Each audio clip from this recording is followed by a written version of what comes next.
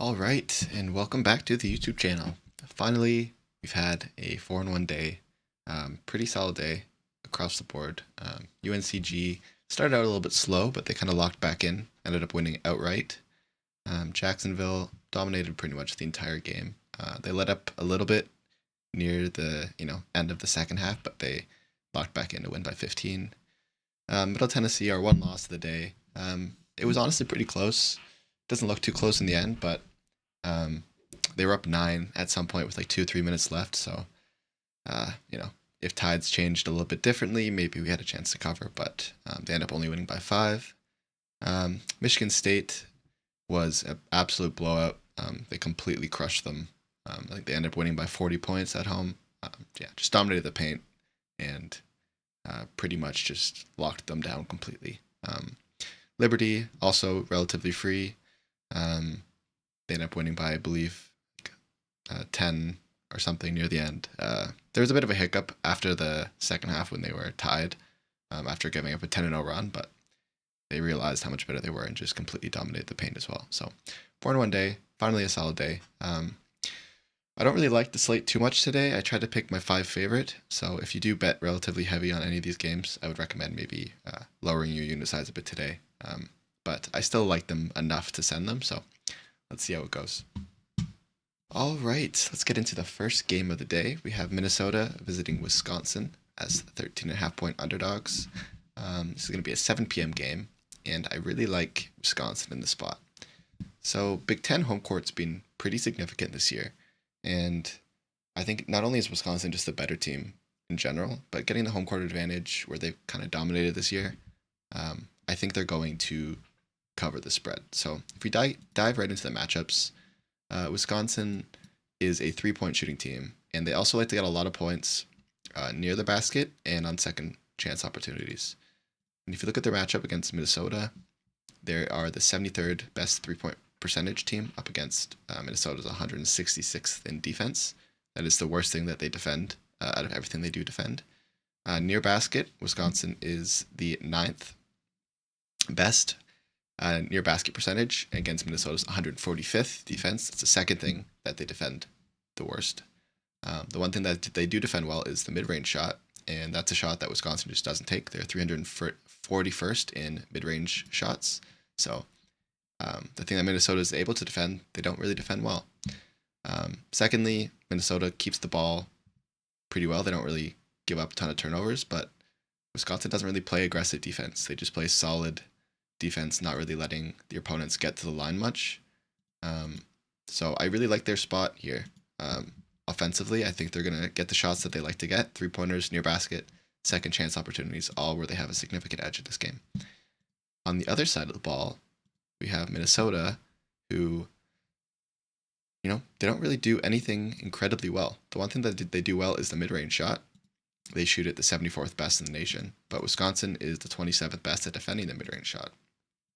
If you look into a bit further, Minnesota likes to take a lot of near basket shots as well, but they're not that great at it. So Wisconsin doesn't defend the paint well. They're 177th, but Minnesota only shoots it at the 141st best in the nation. So they may find some success in the paint, but it's they don't shoot it that great like in general. So I'm not really too concerned even if they do get their shots off.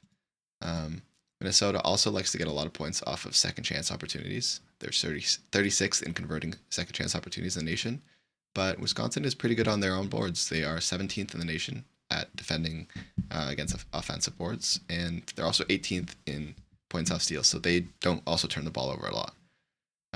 Again, reason why I love Wisconsin, they are the best free throw shooting team in the nation, so if it comes push or shove near the end of the game, when everyone's in foul trouble, Wisconsin will get their free throws. In Minnesota, they are one of the worst free throw shooting teams, 360th in the nation. That's arguably one of the worst. They're 300. It's just 60%. It's just terrible. Minnesota likes to play at a slow pace. Wisconsin plays at a mid pace, but Wisconsin's a better team, so I think Minnesota's not going to enjoy the pace that they shoot at. And Minnesota they are not covering the spread this year. They are literally the worst team in the nation. They're 2-12 against the spread. they have been playing significantly worse than the books are expecting them to. They are due for some positive regression, and Wisconsin is due for some negative regression, but I just confidence is a big thing. Minnesota is going to be heading into Wisconsin's territory where they just dominated Iowa by like 40 points. And I think Iowa is a better team than Minnesota this year. Give me Wisconsin to cover this number. I think they win this game by 20. Let's move on to the next one. All right, the second game on the ballot today is going to be Central Connecticut at home against Wagner as 10-point double-digit favorites. So if you don't follow college basketball, you probably, these are two teams that are kind of irrelevant. They're in the Northeast Division, not really, they don't really have any elite teams by any stretch. But this is just a matchup where I think Wagner has been really bad. I have them as one of the worst teams in the nation, bottom 10, 354th in all-play percentage. And I just don't know where they're going to be scoring. So if we look at Central Connecticut side, they shoot a lot of mid-range shots. They get a lot of points off steals. And those are two things that they're going to be able to do well. They're 119th in points off steals to Wagner's 272nd. So they give up a lot of turnovers. Near basket shots, they don't shoot too many of them, but they still will dominate, and maybe they will shoot a lot more this game. They're 63rd in near basket percentage to Wagner's 314th. Really, the only thing that Wagner does well on the defensive end is defending their boards. They are the sixth best in defending second chance opportunities, but that's not really somewhere where Central Connecticut typically tries to get points anyway. They just like to shoot the ball well and get free points off steals. On the other side, Wagner is one of the worst offensive teams, 362nd in the nation to Central Connecticut's 117th in offensive to defensive efficiency. All Wagner does is shoot the mid-range shot, and they might find some success because Central Connecticut doesn't defend it too well. They're 244th in the nation. But again, you know me, I hate the second. I don't think that shot is that good, the mid-range shot. And they already shoot it. Like, they don't shoot it well. They're 342nd in the nation. So, let them take an inefficient shot that they already shoot poorly every day of the week. I don't like this Wagner team. If you look at their most recent games, they've been getting blown out by teams left and right. They lost to FDU, a bottom 300 team, by 12 at home. They lost to Chicago State. The only teams they beat are just these random teams I've never heard of. That just some random Pennsylvania. Every team that is ranked to some degree has beat them. So again, I don't see a world where them heading off into the road against a Central Connecticut team that is 11-4 in the division. They are due for some negative regression, but I don't think this is a game where they're going to see it. Unless Wagner significantly shoots well, I don't see where it's going to happen. Central Connecticut is a solid defensive team. They played a much better season. They're, I don't know. I think Central Connecticut can easily win this game by double digits at home against a struggling Wagner team. All right, game number 3. I can definitely understand why people would be wary about taking this bet, and I don't blame you. You don't have to take it if you don't want to. I'm going to take it. So Canisius is a 0-14 on the year. They are one of the worst teams in the MAC. Well, one of the worst teams in general in college basketball. They've really struggled this year. But when you really look into the numbers, I don't think they're really that bad. So they're up against a Rider team that has played the 300th easiest schedule. They're not a great team, 340th in my ratings to all play percentage, and in the MAC they're 4-10, heading onto the road against Canisius team that's been struggling but is due for a metric ton of positive regression. And I think when looking at the schedule, Canisius really wants to get their first win of the season at home, or at least keep the game close. So if you look at the matchup, Canisius, obviously they're not a great team, but they like to shoot a lot of three-pointers and mid-range shots. That's where they get their points. And if you look at their matchups, they are 140th in three-point percentage against Rider's 331st in three-point defense, and they're 184th in mid-range percentage to Rider's 250th in mid-range defense. So the shots that they do take a lot, it's pretty much where they get all their points. I think they're going to find some success at home. Obviously, the home advantage doesn't mean too much. It just means they could probably got to sleep in their own bed. But this is a conference game. I don't really think there's too many fans in the stadium, so I wouldn't give the home edge too big of an advantage. But they do play better at home than they do away. And then if you look on the other side, Rider, again, also not a great team, and they get most of their points in the mid-range where, I typically don't like it. They shoot 202nd in the nation to Canisius 305th in mid-range defense, so they probably will get off a lot of mid-range shots, but they're not really, in my opinion, a great shot. And then if you look at the depth, they like to get some points off second chance opportunities. They probably will find some success here against Canisius, who is 282nd at defending their own boards. But I don't know. I like the spot for Canisius. I have this modeled as Canisius to lose by 1. And if you give their home edge, they played a harder schedule. They also, obviously, who knows if it's going to come down to this. But if it comes a close game, typically both these teams don't really shoot a lot of free throws. But Canisius is the 5th best team in free throw percentage. That might be inflated because they've taken so few. But if it comes push to shove and they are somehow leading this game and Ryder is fouling them, they're pretty good at the line. So, give me Canisius to cover this +4 at home. They could win outright. They could lose by 20. You never know with these bottom 350 teams in shitty conferences. But I'm going to ride with Canisius to cover this game. All right, the 4th game of the day is I'm going to take Maryland at home at -4 and 4.5. So UCLA has been a surprise this year. I think they've been a pretty good team. But I think Maryland just plays too well at home. They are the 4th best team in home court advantage. And UCLA does not play very well on the road, and they haven't really played very well on the road this year. If you look at the matchups, Maryland actually has a decent matchup in this game. So they like to shoot a lot in the near basket and mid-range. And in terms of near basket, they are 26th in the nation in near basket percentage. And UCLA, despite being a great defensive team, they're not very tough. Like they can hold you in the perimeter, they can block your shots in the mid-range, but when it comes to in the paint, they are not that strong of a team this year. And they're getting bullied. And we saw that in their last loss. They're 225th in defending near basket percentage. So I think Maryland is going to live in the paint, similar to this MSU game yesterday. They are going to just stay there, and they're going to get a lot of secondary boards. That's also where they like to get a lot of their points. They are 7th in the nation at converting second chance opportunities. And despite the fact that UCLA is 15th in defending their own boards, Maryland is 7th. So I still give a big edge to Maryland at home here with the size and the strength. They got 2 over 6'9" guys that are just built to, fight you. And I think they're gonna be able to handle UCLA pretty comfortably. On the other side, UCLA, they're kind of known as a defensive team, but offensively, they're not a bad team by any stretch. They're 52nd in the nation in offense efficiency. But if you really look at where they like to get their points, they like to shoot a lot of mid-range shots, and they're not that great at it. They're 103rd in the nation.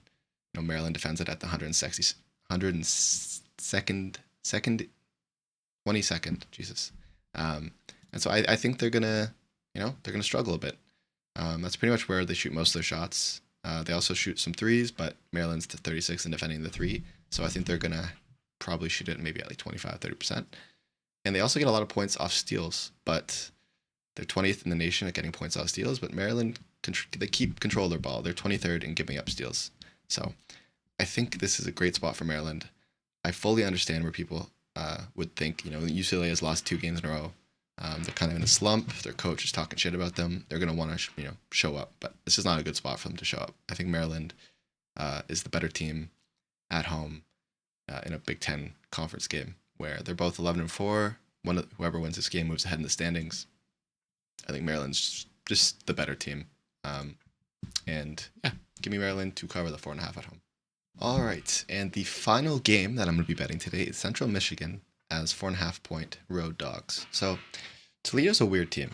I know a lot of people think they are a pretty good Mid-American team. Like their roster is, they have some talent on it. But when I look at the matchup, their advanced stats don't really jump out to me as being that credible. Central Michigan has played the 8th hardest schedule in the nation, and they're 6-8. So they are due for some positive regression, and Toledo is probably due for some negative regression. They played the 168th easiest schedule, and Central Michigan loves to, they love the away crowds. and I think Central Michigan is going to find some love in the air when they go and play in Toledo. They're going to get booed at, and they're going to love it, and they're going to play harder. When you look at this matchup, Central Michigan, they haven't been a phenomenal team this year. They have struggled a bit, but they shoot a lot of mid-range shots. They get a lot of points off steals, and they get a decent amount of second chance opportunities. And if you look at their matchups against Toledo here, I think they're going to find some success. They are 69th in points off steals. Toledo is 160th in giving up turnovers. Central Michigan, they shoot a lot of mid-range shots, 231st in the nation in mid-range percentage, which sounds terrible, but Toledo is one of the worst teams at defending the mid-range, 360th in mid-range defense. So I think they're going to find some success against a really fast Toledo team. Central Michigan plays at a slightly slower pace than Toledo, but not by too massive of a difference where they're going to feel uncomfortable at the pace that Toledo is going to be playing. If you look at the other side of the ball, Central Michigan, or Toledo rather, they like to shoot a lot of mid-range as well and near basket shots, and they have a moderate amount of success in steals and whatnot. But in terms of mid-range defense, when you compare that to the 359th of their mid-range defense, Central Michigan is 108th to Toledo's 113th. So even though Toledo technically shoots it better, Central Michigan defends it like significantly better. So I don't see where, I think that balances out to some degree in Central Michigan's favor. Defense is important, especially for mid-range shots, considering they're already pretty tough shots to make. And yeah, I don't know. I think Central Michigan could upset this Toledo team that's been playing, not great.